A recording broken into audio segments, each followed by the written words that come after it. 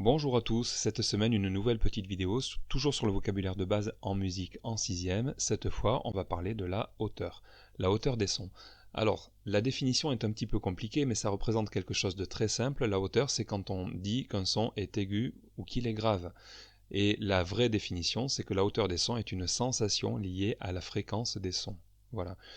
Alors, c'est un petit peu compliqué à expliquer techniquement parce que c'est une sensation, c'est-à-dire que chacun, en fait, ressent, en écoutant un son, une sensation de son aigu ou de son grave, ou de son médium si on est au milieu. Ça me donne l'occasion de parler des principaux registres de hauteur, c'est-à-dire les trois principales hauteurs que l'on peut décrire en écoutant un son. On peut dire qu'un son est grave, qu'il est médium s'il est moyen, ou qu'il est aigu. Attention, tout de suite une petite précision. Lorsqu'on parle de grave, médium ou aigu, il faut bien préciser si on parle de manière générale ou si on parle pour un seul instrument. Par exemple, de manière générale, la flûte traversière, c'est un instrument plutôt aigu, un son plutôt aigu. La contrebasse, c'est un son plutôt grave. Mais la flûte traversière, elle a elle-même des notes aiguës et des notes graves. Il y a bien un moment donné où elle ne peut plus descendre en dessous d'une certaine note et donc on est dans les notes les plus graves de la flûte traversière. Mais ces notes-là, elles restent quand même relativement aiguës, on est d'accord. Pour la contrebasse, c'est pareil. Une contrebasse qui joue dans le grave, ça joue très grave, évidemment. Une contrebasse qui joue dans ses notes les plus aiguës, ça reste toujours assez grave, finalement, comparé à la flûte. Par contre, évidemment, si on ne met que des contrebasses ensemble, ces sons-là, ils vont paraître plutôt aigus. J'espère que c'est clair pour tout le monde. C'est un peu relatif, tout dépend par rapport à quoi on considère la hauteur des sons. Pour mieux vous expliquer, je vous fais écouter un extrait d'une flûte traversière qui joue dans ses notes graves.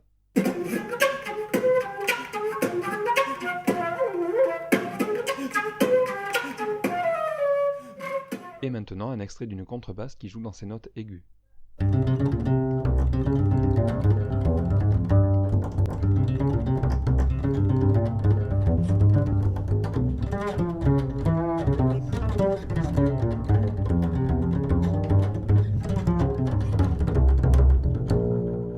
Voilà, vous comprenez qu'en fait tout est relatif, tout dépend à partir de quoi on compare le son que l'on est en train d'écouter. Comment on fait pour mesurer une hauteur ? L'oreille humaine, c'est le meilleur outil, c'est le plus performant.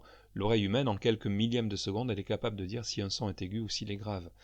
Si on ne veut pas utiliser l'oreille humaine ou qu'on préfère être plus précis, on utilise dans les studios par exemple ou dans d'autres métiers des appareils qui permettent de mesurer la fréquence des sons, c'est-à-dire le nombre de vibrations de l'air à chaque seconde. Plus il y a de vibrations, plus le son est aigu, moins il y en a, plus le son est grave. Alors, je ne vous ai pas dit quelque chose, une vibration, ça s'exprime dans une unité qui s'appelle les Hertz, ça s'écrit H-E-R-T-Z. Donc, si un son vibre 440 fois par seconde, on dit que c'est un son dont la fréquence est de 440 Hz, d'accord ? Un son qui fait 440 vibrations par seconde, c'est le son qu'on entend quand on téléphone à quelqu'un et que ça sonne et que la personne ne répond pas. Voilà, ça correspond à la note La sur le piano et c'est un son à 440. Nous, on peut entendre des sons qui vont de 20 vibrations par seconde, c'est-à-dire 20 Hz, jusqu'à 20 000 vibrations par seconde, c'est-à-dire 20 000 Hz. En dessous de 20 ou au-dessus de 20 000, on n'entend pas, l'oreille humaine elle ne perçoit pas.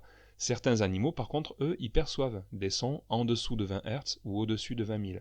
Par exemple, en dessous de 20, il y a certaines espèces de gros poissons ou de gros mammifères marins.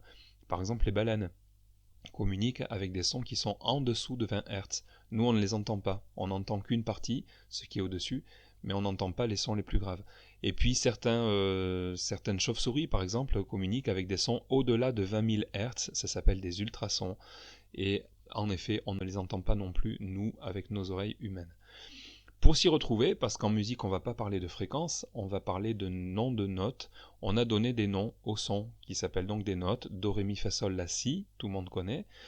Alors si je dis dans cet ordre-là, ça va du plus grave vers le plus aigu, Do, Ré, Mi, Fa, Sol, La, Si. Si je le dis dans l'ordre inverse, Si, La, Sol, Fa, Mi, Ré, Do, ça va du plus aigu vers le plus grave. Quand on a utilisé ces 7 notes, évidemment, on repart depuis le Do et on continue. Par exemple, sur un piano, si je pars des notes les plus graves, je pars d'un Do grave, je vais jouer Do, Ré, Mi, Fa, Sol, La, Si. Évidemment, je n'ai pas assez de notes et il me reste encore plein de touches sur le piano, donc je repars au Do et je refais Do, Ré, Mi, Fa, Sol, La, Si, et je continue de monter en faisant Do, Ré, Mi, Fa, Sol, La, Si. Vous avez compris, il y a plusieurs fois la note Do, plusieurs fois la note Ré, et ainsi de suite. On ne peut pas tous les lister, évidemment. Alors sur un piano, on peut les lister, mais sur la totalité des instruments, c'est compliqué de savoir combien il y a de Do différents, etc., etc. Tout dépend de l'instrument. Sur un piano, par exemple, il y a entre 7 et 9 fois chaque note, c'est-à-dire un Do, on peut le retrouver entre 7 et 9 fois sur un piano. Ça sera que des Do différents, mais par contre, ils s'appelleront tous pareil, ils s'appelleront tous Do. Pareil pour Ré, pareil pour Mi, etc. Alors, dans l'exemple que vous allez entendre maintenant, je vous fais écouter une note qui s'appelle le La. Alors, cela, c'est la sonnerie habituelle du téléphone, c'est-à-dire quand vous appelez chez quelqu'un qui ne répond pas, c'est ce que vous entendez au bout du fil. Vous entendez que ça sonne, et c'est la note La, ça correspond à 440 vibrations par seconde. Cette note, en fait, elle existe dans plusieurs registres. Je vais vous faire écouter le La le plus grave que l'oreille humaine puisse entendre. Écoutez bien. Voilà. Je vais monter d'un cran. Je vais vous faire écouter le La qui est juste un étage au-dessus. Voilà. Et puis, je vous donne un autre mot tout de suite maintenant. Quand on parle d'étage, c'est-à-dire chaque fois je monte les notes d'un étage, on appelle ça en musique un octave. Ça s'écrit O-C-T-A-V-E, un octave. Je continue, je vous fais écouter les autres là, parce qu'en fait il y en a plein.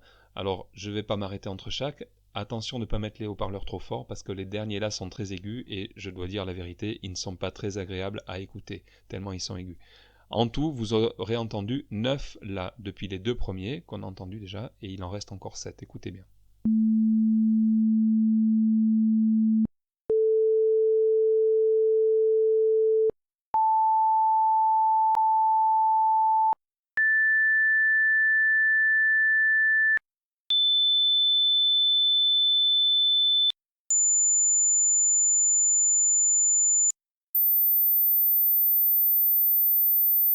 Voilà, pour terminer, je vous propose un petit extrait. Vous avez une ou deux questions sur votre fiche à répondre à propos de cet extrait. Ça s'appelle Dans le hall du roi de la montagne. C'est tiré d'une œuvre qui s'appelle Peer Gynt, d'un compositeur qui s'appelait Edward Grieg. Et dans cet extrait, vous allez voir que on utilise les sons graves et les sons aigus dans un ordre particulier. Je vous demande juste d'écouter ce petit extrait, ça dure pas très longtemps, et dites-moi si on va plutôt du grave vers l'aigu, plutôt de l'aigu au grave, qu'on n'a que des sons graves ou que des sons aigus. À vous de me dire parmi ces quatre solutions laquelle vous pensez être la bonne. Bonne écoute, bonne semaine, et puis à très bientôt. Salut!